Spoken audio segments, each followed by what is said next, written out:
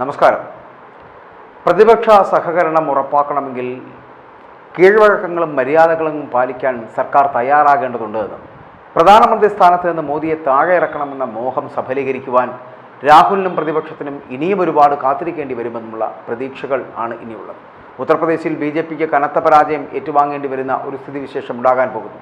കഴിഞ്ഞ 2 വർഷത്തിനിടെ ഇന്ത്യ മുന്നണിയും അഖിലേഷ് യാദവും ചെയ്യേണ്ട കാര്യങ്ങളെല്ലാം വളരെ കൃത്യമായി UPയിൽ ചെയ്തിരിക്കുന്നു.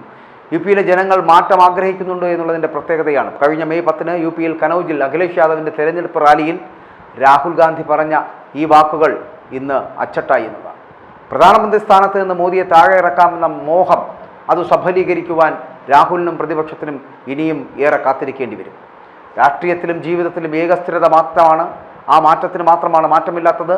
രാഷ്ട്രീയവും ജീവിതവും മാറ്റങ്ങൾ നിറഞ്ഞതാണ്. പക്ഷേ പലതും അപ്രതീക്ഷിതവും ചിലതൊക്കെ പ്രതീക്ഷിച്ചതുമാകാം. ഇന്ത്യൻ രാഷ്ട്രീയവും കേരള രാഷ്ട്രീയവും പുതിയ പല മാറ്റങ്ങളുടെയും പാതയിലാണ്. ദേശീയ രാഷ്ട്രീയത്തിലെ മാറ്റങ്ങളാണ് കൂടുതലും ശ്രദ്ധേയമാകുന്നത്.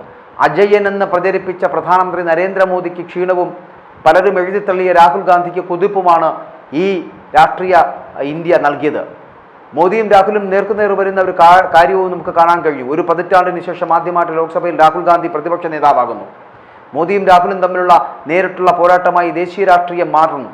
പാർലമെന്റിലും പുറത്തും മോദിക്കെതിരെ പടനയിക്കുന്ന രാഹുൽ ആദ്യമായിട്ട് ഭരണഘടനാ പദവിയിൽ ആണ് എന്നുള്ള ഒരു വ്യത്യാസം കൂടി ഈ 2024 ഉണ്ടാകുന്നു. ലോക്സഭയിൽ പ്രധാനമന്ത്രി കഴിഞ്ഞാൽ രണ്ടാമനാണ് പ്രതിപക്ഷ നേതാവ്. പാർലമെന്റേറിയൻ എന്ന നിലയിലും പ്രതിപക്ഷത്തെ പ്രധാന രാഷ്ട്രീയ നേതാവ് എന്ന നിലയിലും കഴിവ് തെളിയിക്കുവാൻ രാഹുലിന് കിട്ടിയ ഒരേ ഒരു അവസരമാണിത്. അതുപോലെ പ്രതിപക്ഷ നേതൃസ്ഥാനം വലിയൊരു വെല്ലുവിളിയായി തന്നെയാണ് കോൺഗ്രസ് ഏറ്റെടുത്തിരിക്കുന്നത്. അധികാരത്തിലിരിക്കുന്ന സർക്കാർ പരാജയപ്പെട്ടാൽ ഷാഡോ പ്രധാനമന്ത്രി ചുമതലയേൽക്കാൻ തയ്യാറാണ് എന്നാണ് 2012 പാർലമെന്റ് ലഘുലേഖയിൽ പ്രതിപക്ഷ നേതാവിനെ വിശേഷിപ്പിക്കുന്നത് പോലും. ബ്രിട്ടീഷ് പാരമ്പര്യം അനുസരിച്ച് ഭാവി പ്രധാനമന്ത്രി, അതായത് പ്രൈം മിനിസ്റ്റർ ഇൻ വെയിറ്റിംഗ് ആയാണ് പ്രതിപക്ഷ നേതാവിനെ കാണുന്നത് പോലും. എന്നാൽ 2014 മുതൽ 10 വർഷം ലോക്സഭയിൽ പ്രതിപക്ഷ നേതാവേ ഉണ്ടായിട്ടില്ല എന്നുള്ളതാണ് പ്രത്യേകത. 2004 മാർച്ചിൽ രാഷ്ട്രീയത്തിലിറങ്ങി 2 മാസത്തിന് ശേഷം അമേഠിയിൽ നിന്ന് ലോക്സഭയിലേക്ക് ജയിച്ച ശേഷം ഇതാദ്യമായി ഇത്തരത്തിലുള്ള ഒരു പദവിയിലേക്ക് രാഹുൽ ഗാന്ധി എത്തിയിരിക്കുന്നു. രാഹുൽ ഗാന്ധി ആ സ്ഥാനം ഏറ്റെടുത്തിരിക്കുന്നു. പാർലമെന്റിലെ പ്രതിപക്ഷ നേതാക്കളുടെയൊക്കെ ശമ്പളവും അലവൻസുകളൊക്കെ സംബന്ധിച്ച 1977 നിയമപ്രകാരം ക്യാബിനറ്റ് മന്ത്രിയുടെ പദവിയും സ്റ്റാഫും ആനുകൂല്യങ്ങളുമുള്ള നിയമാനുസൃതമായിട്ടുള്ള ഒരു ഓഫീസാണ് പ്രതിപക്ഷ നേതാവിന് ലഭിക്കുന്നത് പോലും. അതിൽ മുഖ്യ തെരഞ്ഞെടുപ്പ് കമ്മീഷണർ, തെരഞ്ഞെടുപ്പ് കമ്മീഷണർമാർ, ലോക്പാൽ, കേന്ദ്ര വിജിലൻസ് കമ്മീഷൻ, കേന്ദ്ര വിവരാവകാശ കമ്മീഷൻ, ദേശീയ മനുഷ്യാവകാശ കമ്മീഷൻ അധ്യക്ഷനായിട്ടുള്ളവർ, CBI ഡയറക്ടർമാർ അടക്കം വിവിധ കേന്ദ്ര ഏജൻസികളുടെ തലവന്മാരെ തിരഞ്ഞെടുക്കുന്ന സമിതികളിലൊക്കെ പ്രധാനമന്ത്രിക്കൊപ്പം ഈ പ്രതിപക്ഷ നേതാവും ഉണ്ടാകും. അത് രാഹുൽ ഗാന്ധിയാണല്ലോ. രാഹുലുമായി ആലോചിക്കാതെ മോദിക്കിനി രാജ്യത്തെ സുപ്രധാന പദവികളിൽ നിയമനം പോലും നടത്താൻ കഴിയില്ല എന്നുള്ളതാണ് ഏറ്റവും വലിയ പ്രത്യേകത. സർക്കാർ പദ്ധതികളും സാമ്പത്തിക ചെലവുകളും ഓഡിറ്റ് ചെയ്യുന്ന CAG റിപ്പോർട്ടുകൾ പരിശോധിക്കുന്ന നിർണായക പബ്ലിക് അക്കൗണ്ട്സ് കമ്മിറ്റി അടക്കം നിർണായക പാർലമെന്ററി സമിതികളിലും പ്രതിപക്ഷ നേതാവിന് പങ്കാളിയാകാം. അതുതന്നെയാണ് ഏറ്റവും വലിയ പ്രത്യേകതയും.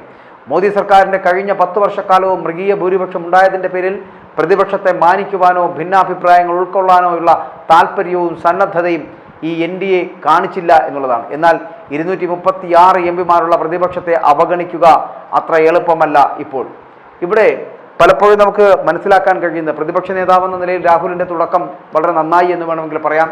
MP ആയി സത്യപ്രതിജ്ഞ ചെയ്ത ശേഷം അധ്യക്ഷന് മാത്രമല്ല അദ്ദേഹത്തിൻ്റെ സഹായിക്ക് കൂടി കൈകൊടുത്തത് രാഹുലിൻ്റെ ലാളിത്യം പ്രകടമാക്കുന്നതായിരുന്നു എന്ന് വേണമെങ്കിൽ പറയാം.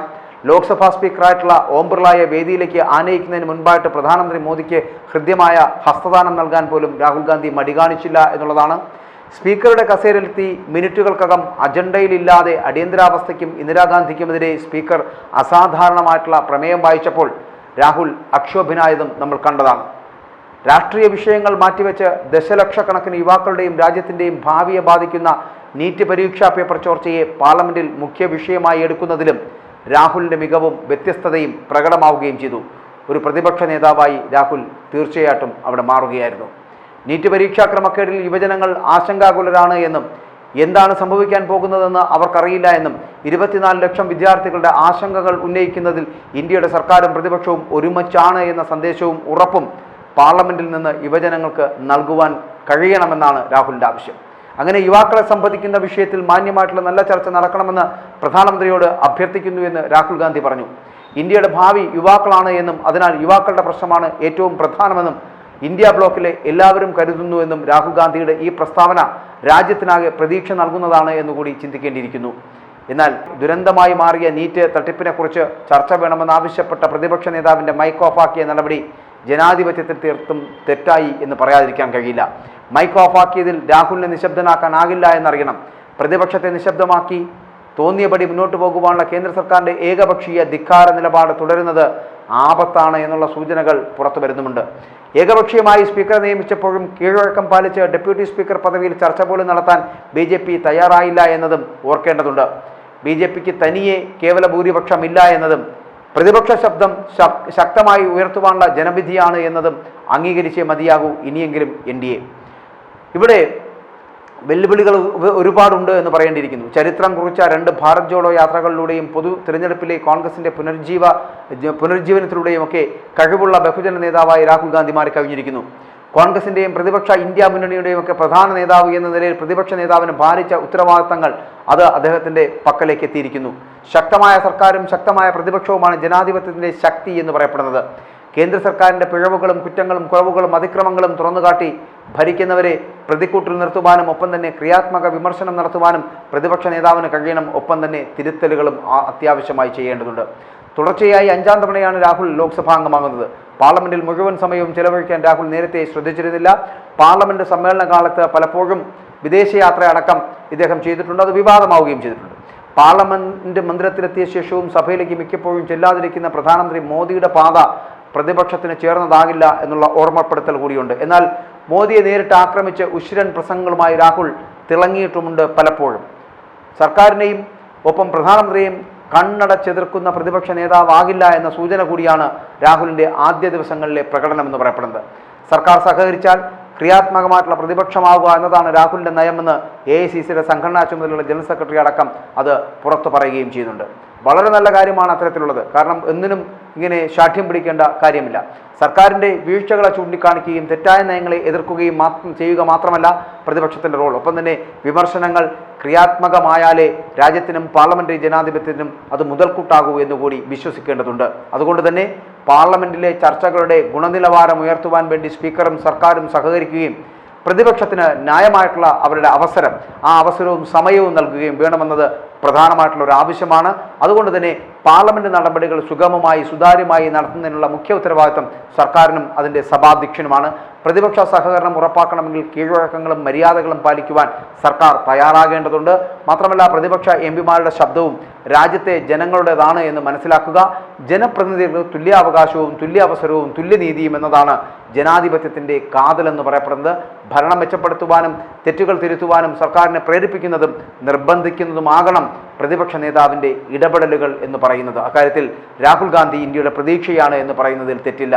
കാരണം 10 വർഷങ്ങൾക്ക് ശേഷം അപ്രമാദിത്വത്തിൽ നിന്നും ഏകാധിപത്യത്തിൽ നിന്നും ഒരു പ്രതിപക്ഷ മനോഭാവത്തോടു കൂടി ജനാധിപത്യത്തിൻ്റെ ഏറ്റവും നല്ല സുവർണ മുഹൂർത്തങ്ങളിലേക്ക് പോകുവാൻ ഈ രാഷ്ട്രീയ പാർട്ടികൾക്കെല്ലാം കഴിയുന്നു.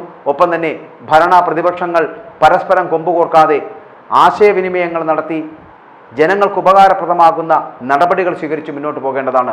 ഭരണപക്ഷത്തിൻ്റെ ഏകപക്ഷീയമായ തീരുമാനങ്ങൾക്കെതിരായിട്ട് വേണമെങ്കിൽ പ്രതിപക്ഷത്തിന് അവരുടെ നിലപാടുകൾ വളരെ കർക്കശമായി വളരെ കണിശമായി വളരെ കൃത്യതയോടുകൂടി നിർവഹിക്കുവാൻ കഴിയണം. എന്നാൽ മാത്രമേ പ്രതിപക്ഷ നേതാവിന് ഈ പറയുന്ന ഭരണപക്ഷത്തെ തിരുത്തലുകളിലേക്ക് കൊണ്ടുപോകാൻ കഴിയൂ. അങ്ങനെ തിരുത്തലുകളിലൂടെ ഇന്ത്യ എന്ന് പറയപ്പെടുന്ന രാജ്യം വലിയ ഉയരങ്ങളിലേക്ക് എത്തുവാൻ അത് സഹായകമാകട്ടെ. ഒപ്പം തന്നെ ജനാധിപത്യം എന്നുള്ളത് ഉയരത്തിലെത്തുകയും ചെയ്യട്ടെ.